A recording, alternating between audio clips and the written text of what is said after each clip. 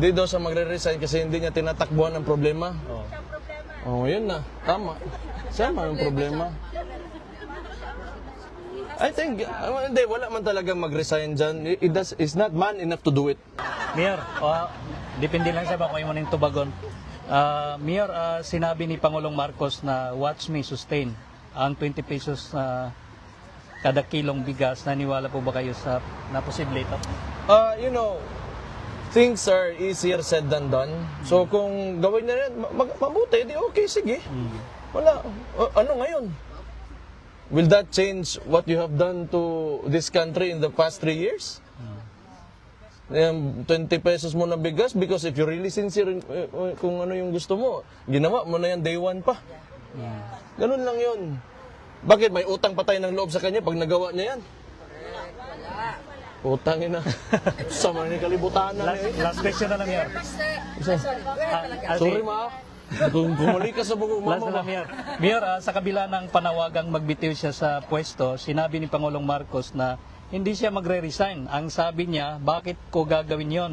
Hindi ko tinatakbuhan ang problema. Ano po ang reaksyon niya dito?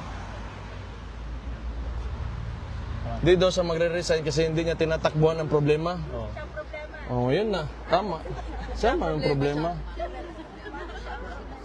I think, hindi, wala man talagang mag-resign dyan. It's not man enough to do it anyway.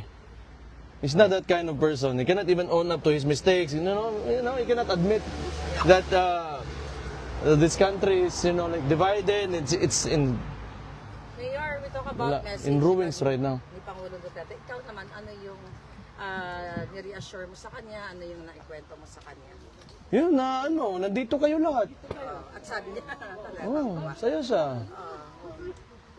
Sa birthday ni Sarah, sinabi namin, sino nandoon.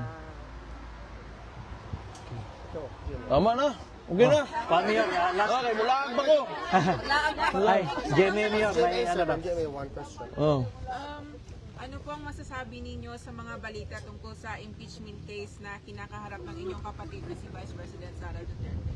Wala. Sana lang pasagutin yun. Sana lang. Sagot niya na yan. Gusto niya ng lahat. Oh. Lahat ba? Wala. Kasi,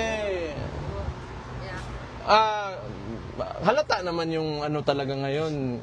Makita nyo lang, yung politika ng Pilipinas, ginapag-initan talaga kami ng administration ngayon.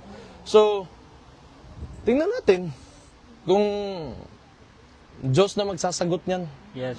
Mayor, panghuli na lang, saan ka kumukuha ng strength para labanan itong mga paggigipit sa ating lahat, sa ating mga Pilipino? Sa totoo lang, may tiwala talaga ako sa Pilipino na kaya pa natin na pagandahin yung bansa natin.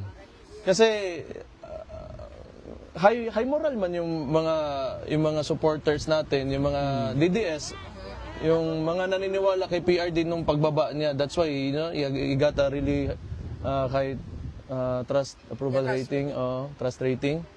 So, tingin ko, ang mga Pilipino gusto rin, especially yung mga OFW, because yung point of comparison nila, yung mga lugar na tinitirahan nila, so nakikita nila on how governance should be and how a government should treat his people. Its people, di ba? So I think, yan. Yan. Sa tao kayo kumukuha ng lakas.